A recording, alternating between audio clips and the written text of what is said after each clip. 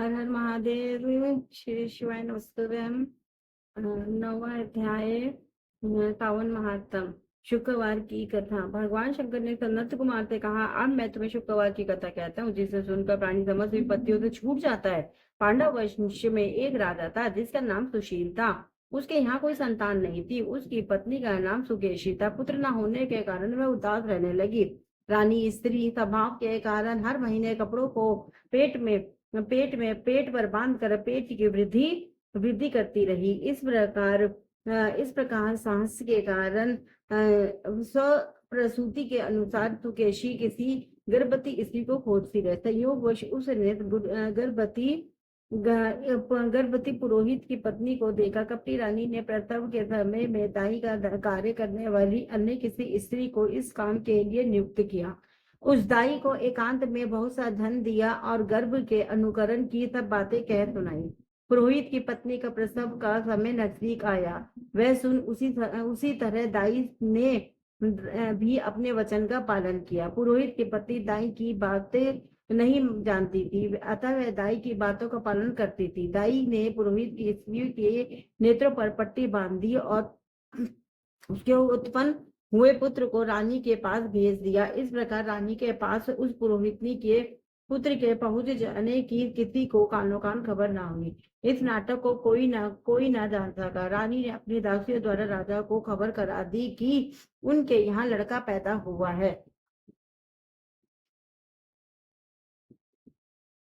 उधर दाई ने पुरोहितनी के नेत्रों से पट्टी खोल दी। वह अपने मांस की एक पिंडी वह अपने साथ मांस की एक पिंडी लाई थी। दाई ने पुरोहितनी को वह मांस की पिंडी दिखाते हुए कहा, यह अनिष्ट हुआ है। अपने पति से इसकी शांति करवाना। पुत्र नहीं हुआ तो ना सही, तुम्हारे प्राण तो बचे गए। पुरोहित इसकी स्थिति सोचने लगी, कहीं दाई ने मेरे साथ कपट तो नहीं किया। राजा ने जब पुत्र उत्पन्न होने की बात सुनी तो जात कर्म आदि करके ब्राह्मणों को गज अश्व रथ आदि दान में दिए। जो बंदी खाने में बंद थे सबको छोड़ दिया। राजा ने उसका नाम प्रियव्रत रखा। श्रावण मास प्रारंभ होने पर पुरोहित की स्त्री ने शुक्रवार के दिन भक्ति द्वारा जीवंतिका की पूजा अर्चना की।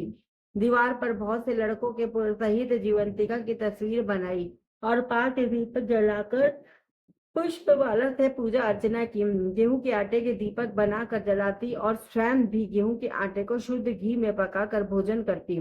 भोजन के पश्चात जीवंतिका से प्रार्थना करती कि जहां पर भी मेरा पुत्र हो उसे सुरक्षित रखना। इस प्रकार प्रार्थना करने के पश्चात वह कथा सुनती और यथाविधि नमस्कार करती। जीवंतिका के प्रसाद से वह बालक राजा के यहाँ चांद की तरह बढ़ने लगा और जीवंतिका उसकी रात दिन रक्षा करने लगी। कुछ समय बाद राजा का स्वर्गवास हो गया। भक्त पुत्र ने पिता के पारलौकिक क्रिया संपन्न कराई। इसके बाद मंत्रिमंडल ने उसको राज सिंहासन पर मंत्रिमंडल ने उसको राज सिंहासन पर बैठा दिया। उसने तो कुछ काल तक राज्य का शासन भलीभांति किया। इसके बाद वह राज्य का भार मंत्रियों को सौंपकर पितृ ऋण से मुक्ति पाने के लिए गया जी को रवाना हो गया। उसने यह यात्रा कार्पटिक वेश में की। रास्ते में वह पर किसी गृहस्थी के घर पर ठहरा। उस गृहस्थी के यहाँ पुत्र हुआ था। इससे पहले के 5 पुत्रों को षष्ठी देवी ने मार डाला था, परंतु इस बालक को षष्ठी देवी नहीं मार सकी। राजा ने वहां रहने के कारण जीवंतिका देवी उसकी रक्षा कर रही थी।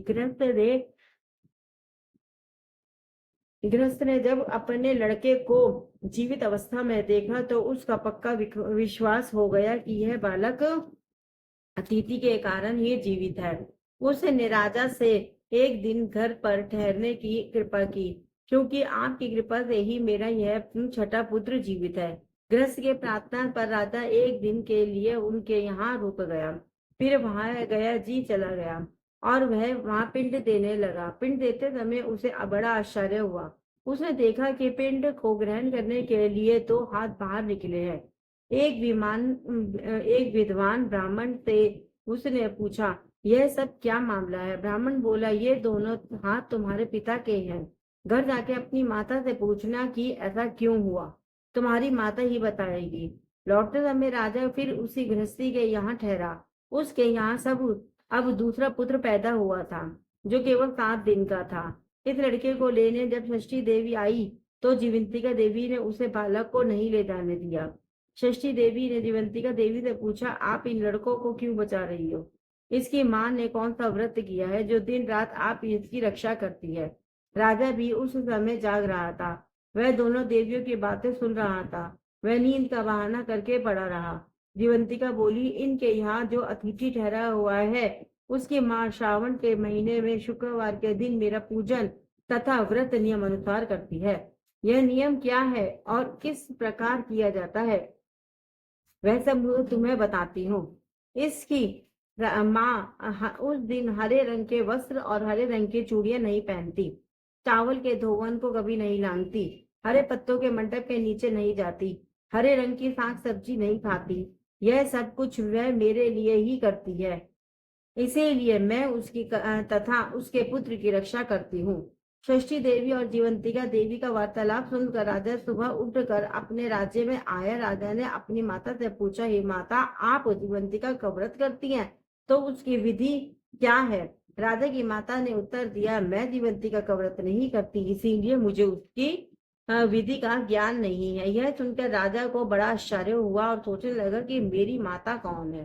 राजा ने गया यात्रा के फल प्रत्यार्थ ब्राह्मणों और तथा सुहागिनियों को भोजन कराने की इच्छा प्रकट की कर उनके यहाँ हरे वस्त्र, हरी चूड़ियां आदि परीक्षार्थ भिजवाए। दूत ने सबके यहाँ संदेशा दिया कि आप सब राजा के यहाँ भोजन करने आए। पुरोहित की पत्नी ने राजदूत से कहा, मैं हरे रंग की कोई चीज नहीं लेती। राजा को यह समाचार मिलने पर वह पुरोहित पत्नी के मिलने के लिए लाल रंग के वस्त्र और लाल रंग की चूड़ियां भेजी। पुरोहित पत्नी ने उन चीजों को ले लिया और राजमहल में आई। पुरोहित पत्नी को देखकर राजा ने हाथ जोड़कर उसका अभिवादन किया और नियम का पालन करने का कारण पूछा। उसने इसका कारण शुक्रवार व्रत बताया। राजा को देखकर उसी समय उसके स्तनों से मातृ प्रेम के भाव के कारण दूध निकलने लगा। उस दूध से राजा भली प्रकार संचित हो गया। गया में 2 हाथ निकलने से तथा रास्ते में गृहस्थी के यहाँ देवी से बातचीत और स्तनों से दूध निकलने से राजा को पक्का विश्वास हो गया कि यही उसकी माता है। राजा ने पूछा, हे माते, भय मत करो और मुझे मेरे जन्म का सही सही हाल बताओ। सुकेशनी ने उसके जन्म की सब तथ्य बता दिए। राजा ने प्रसन्न होकर अपना जन्म देने वाले माता पिता को नमस्कार किया और उनको संपत्ति देकर उनको मान बढ़ाया। एक दिन रात को राजा ने जीवंतिका से प्रार्थना की, हे देवी, मेरे जन्मदाता पिता तो मौजूद है, फिर गया में पानी में से 2 हाथ किसके निकले थे? देवी ने राजा को ख्वाब में ही उत्तर दिया, हे राजा, मैंने तुम्हें विश्वास दिलाने हेतु ऐसी माया रची थी, इसमें तुम कोई संदेह ना करो। भगवान शंकर बोले, हे सनत कुमार, मैंने तुम्हें शुक्रवार के व्रत के करने का महात्म्य कह सुनाया। इस व्रत को श्रावण मास में करने से मनुष्य की समस्त इच्छाएं पूर्ण हो जाती हैं। हर हर महादेव। नमः पार्वती पते। हर हर महादेव। ओम कालेश्वर ज्योतिर्लिंग महादेव की जय। बम बम भोले। राधे राधे। हरे कृष्ण हरे कृष्ण कृष्ण